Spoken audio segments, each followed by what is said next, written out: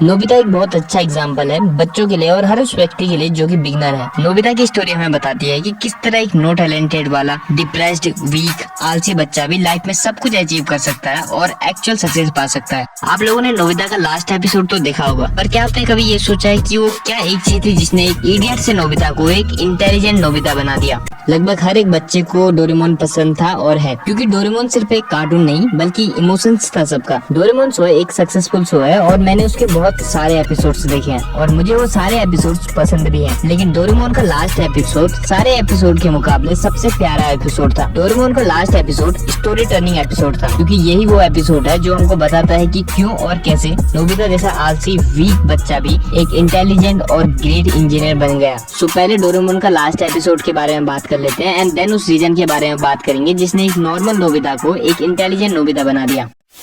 तो डोरेमोन का last episode कुछ इस प्रकार स्टार्ट होता है। प्रेसिडेंट डेकिसुगी, सुनियो और जियान टीवी में नोबिता का इंटरव्यू देख रहे होते हैं। डेकिसुगी कहता है, हाँ ये वही नोबिता है जिसको रोबोटिक टेक्नोलॉजी का सबसे ज्यादा ज्ञान है। सुनियो और जियान बचपन के दिनों की बात करते हैं और जियान कहता है कि उनको नोबिता को भी कॉल करना चाहिए, जिसमें डेकिसुगी कहता है कि नो, मैं आज सिर्फ तुम दोनों से ही बात करना चाहता था। तुम्हें डोरेमोन तो याद है ना? जिसमें सुनियो कहता है कि उन यादगार पलों को भुला देना कठिन है और जियान थोड़ा एग्रेसिव हो जाता है और कहता है, मुझे ये सुनकर झटका लगा, पर हम सब दोस्त हैं, क्या हम एक दूसरे के लिए अपनी जान खतरे में नहीं डाल सकते?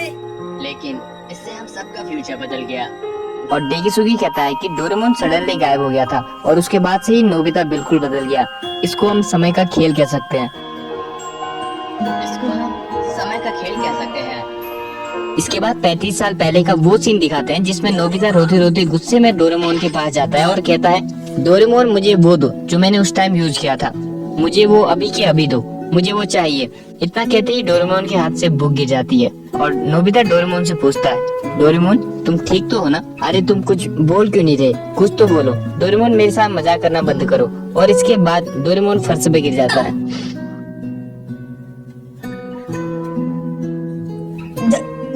डोरेमोन। नोबिता डोरामी को कांटेक्ट करता है और उसको डोरेमोन के बारे में बताता है और डोरामी बताती है कि डोरेमोन की बैटरी खत्म हो गई है। तो नोबिता इसको सुन के थोड़ा रिलैक्स हो जाता है और कहता है, फिर ठीक है, चलो जल्दी से इसकी बैटरी बदल दो। डोरामी बताती है कि ये इतना आसान काम नहीं है। कैट रोबोट्स की बैटरी उनके कानों में होती है और डोरेमोन ने अपने कान पहले ही खो दिए हैं और इस हार में अगर हम डोरेमोन की बैटरी चेंज करेंगे तो डोरेमोन अपनी सारी याददाश्त खो देगा। एक तरह से कहें तो रीसेट हो जाएगा। वो अपनी याददाश्त पूरी तरह से खो डालेंगे। एक्चुअली पहले डोरेमोन के भी कान थे जो कि चूहों ने काट दिए थे और इसी वजह से डोरेमोन चूहों से डरता है। और जब चूहों ने डोरेमोन के कान काट दिए थे तो डोरेमोन बहुत ज्यादा डिमोटिवेट और सैड हो गया था। फिर डोरेमोन ने मोटिवेट होने के लिए एक लिक्विड पिया, जिससे वो मोटिवेट होने के बदले और ज्यादा डिमोटिवेट हो गया और रोने लगा और इतना रोया कि उसका कलर ही निकल गया और वो येलो से ब्लू में बदल गया। सो देन नोबिता कहता है कि ये बकवास है, सिर्फ बैटरी बदलने से याददाश्त कैसे जा सकती है, बहुत हुआ, मैं टाइम मशीन से फ्यूचर में जा रहा हूँ। नोबिता, रुको। नोबिता, क्या तुम ठीक हो? नोबिता पूछता है, ये टाइम मशीन कहाँ गई? देन डोरामी बताते हैं कि डोरेमोन की बैटरी खत्म होने की वजह से तुम टाइम मशीन यूज नहीं कर सकते और ना ही मैं वहाँ आ सकती हूँ, क्योंकि ये टाइम पेट्रोल के रूल्स हैं और टाइम पेट्रोल ने भी ये चीज पहली बार देखी है। साथ ही डोरेमोन की बैटरी लो होने की वजह से तुम डोरेमोन की पॉकेट भी यूज नहीं कर सकते और कुछ ही टाइम में हम दोनों भी डिस्कनेक्ट हो जाएंगे। तो नोबिता गुस्से में कहता है, इसके क्रिएटर को बुलाओ। तब डोरामी बताती है कि क्रिएटर्स की आइडेंटिटी रोबोट से छुपाई जाती है और अब हमारे पास सिर्फ दो ऑप्शन है। फर्स्ट, अगर टाइम पेट्रोल परमिशन दे तो मैं वहाँ आके डोरेमोन की बैटरी चेंज करूँ, जिससे डोरेमोन की मेमोरी तो चले जाएंगी लेकिन तुम्हें एक नया डोरेमोन मिल जाएगा। एंड सेकंड, या फिर तुम फ्यूचर की आने वाली टेक्नोलॉजी का वेट करो, इसका इंतजार करना पड़ेगा, जिससे हमें हमारे पुराने डोरेमोन वापस मिल जाएगा।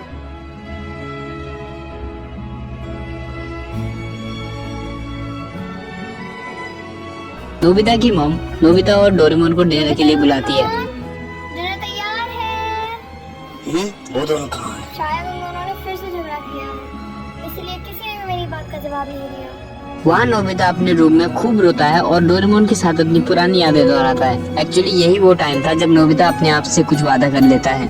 डोरेमोन, क्या तुम्हें वो दिन याद है जब हम पहली बार मिले थे? वो न्यू ईयर का दिन था। मैं चौंक गया था क्योंकि तुमने कहा था तुम रकून डॉग नहीं हो और हम बहुत जगह घूमे भी थे, है ना? फ्यूचर पास्ट और कई रहस्यमय जगह है। और हमने कई बार बहुत पंगे लिए हैं। डोरेमोन, जब तुम्हें कुछ समझ नहीं आता तब तुम लल्लू दिखते हो, जब लोग मेरा मजाक उड़ाते हैं तब तुम हमेशा मेरी मदद करते हो। मैंने कभी ढंग से शुक्रिया भी नहीं कहा, पर तुम्हें पता है कि मैं बहुत खुश होता हूँ, है ना? और हम बहुत लड़ते भी थे, पर फिर भी इतना सब कुछ होने के बाद हम वापस दोस्त बन जाते थे। और कुछ तो बोलो डोरेमोन। डोरेमोन,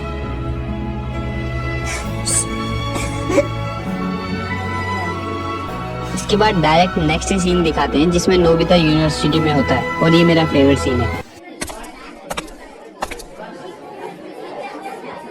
जहाँ उसने टॉप किया होता है और उसको अपनी मार्क्स देख के कुछ फर्क नहीं पड़ता और वो वहाँ से जाने लगता है। तभी चिजुका नोबिता को रोकती है और कहती है, तुम तो बड़े कमाल के हो, तुम्हें हाईएस्ट मार्क्स मिले। बधाई हो नोबिता, तुम्हारे जैसा कोई भी नहीं है। शुक्रिया, पर क्लास का टॉपर बनना मेरे लिए काफी नहीं, ये सिर्फ ज्ञान है। मुझे अभी काफी मेहनत करनी है। अगर तुम अपनी बॉडी पर इतना ज्यादा दबाव डालोगे तो ये तुम्हारे लिए अच्छा नहीं होगा। बहुत टाइम हो गया है, हम स्कूल के पीछे वाले पहाड़ी पर नहीं गए, चलो वहाँ चलते हैं। थैंक यू शिजुका, पर इस बार नहीं, मुझे काफी काम है, तो अगली बार चलेंगे। अरे वो तो नोबिता है, टॉपर। फिर डेकिसुगी कहता है नोबिता बदल चुका है। नोबिता तो काफी बदल चुका है। जिसे सुन के शिजुका को गुस्सा आ जाता है और शिजुका कहती है, नहीं, वो नहीं बदला है। नोबिता अब बिल्कुल भी आलसी, कामचोर और जिंदगी में सब कुछ जल्दी जल्दी करने वाला इंसान नहीं रहा है। वो एक बहुत ही बहादुर इंसान है, तुम्हें पता है? डोरेमोन के जाने के बाद वो अपने ऊपर कुछ ज्यादा ही प्रेशर डालता है, बिना किसी को कुछ बताए। मैं समझती हूँ तुम्हें नोबिता। नोबिता, शिजुका, मैं कुछ भी कर उसे पिकनिक पे बुलाऊंगी ही। नोबिता! इसके बाद सीन चेंज होता है और 35 साल बाद का सीन दिखाते हैं जिसमें जियान, सुनियो और डेकिसुगी बात कर रहे होते बहुत हैं। कुछ खराब हुआ जिसने भूतकाल को बदल डाला। सही कहा तुमने, अभी तक हमारे दौर में ज्यादा प्रगति नहीं हुई है। डोरेमोन एक रोबोट था जो भविष्य से आया था। असल में हमारी प्रगति बहुत धीमी रफ्तार से चल रही है। सही कहा, जब हम छोटे बच्चे थे तो हम फ्यूचर को कैसे सोचा करते थे कि जब हम बड़े होंगे तो फ्यूचर की यात्रा कर कर आएंगे। सही कहा, सब कुछ एक झटके में मेन रोबोट के द्वारा खाना तैयार हो जाना। सही कहा, मैं भी ऐसा ही सोचता था, पर अफसोस की बात है कि भविष्य में ऐसा कुछ भी नहीं हुआ और ना ही हम उतने मजे कर पाए जितना हम डोरेमोन के रहते अपनी छुट्टियों में करा करते थे। आज की रात एक बहुत बड़ी इन्वेंशन ने जन्म लिया है जो हमारी प्रगति में बदलाव लाएगी, और वो सब एक इंजीनियर की बदौलत हो पाया है, क्योंकि भूतकाल ने हमारे भविष्य को बदल दिया। नई प्रगति का जन्म और उसका विकास अब बंद हो चुका है। क्या तुम हमसे उस बारे में बात कर रहे हो? तुम उस इंजीनियर के बारे में बात कर रहे हो ना? सिर्फ एक ही, अपने बचपन से ही वो कमाल का था और अब मैं समझ चुका हूँ कि वो बिल्कुल नहीं बदला। मैं जानता हूँ ये एक विरोधाभास है, पर असल में 35 साल से जिस चीज का सिर्फ एक सपना था वो आज उसकी वजह से सच होगा। देन फाइनल सीन आता है जिसमें नोबिता शिजुका को अपनी लैब में बुलाता है। शिजुका, इधर आओ। तुमने कहा था ना कि ये जगह बहुत ही खतरनाक है और मुझे इसके अंदर नहीं आना चाहिए। एंड जब शिजुका अंदर जाती है तो वो इमोशनल हो जाती है डोरेमोन को देख के। दरअसल शिजुका को भी पता नहीं था कि नोबिता डोरेमोन के ऊपर काम कर रहा है।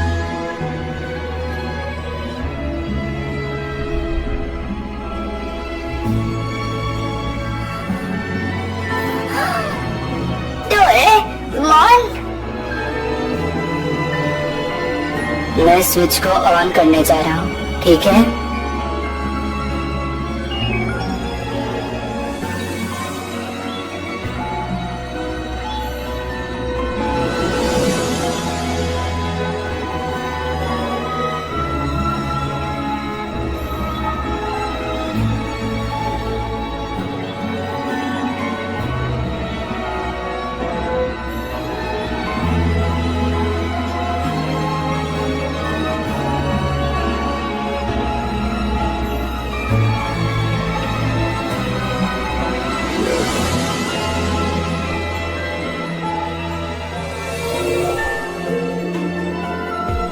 नोबिता, क्या तुमने अपना होमवर्क कर लिया?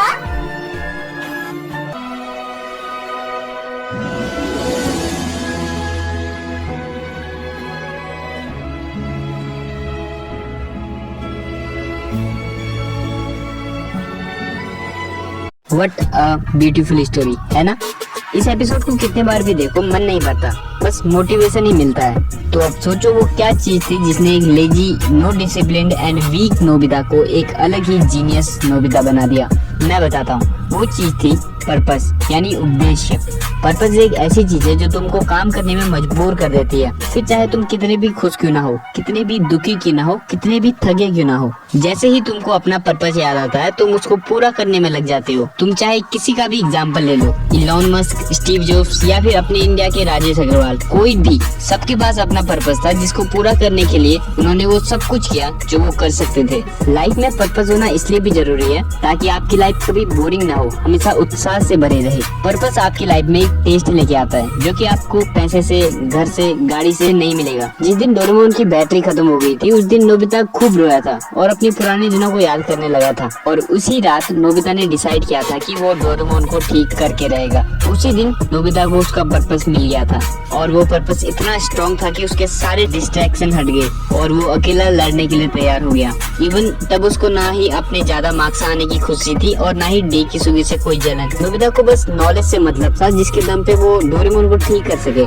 जो कि उसने किया भी। भले ही ये सिर्फ एक कार्टून शो है लेकिन ये हमें बहुत बड़ा लेसन देता है।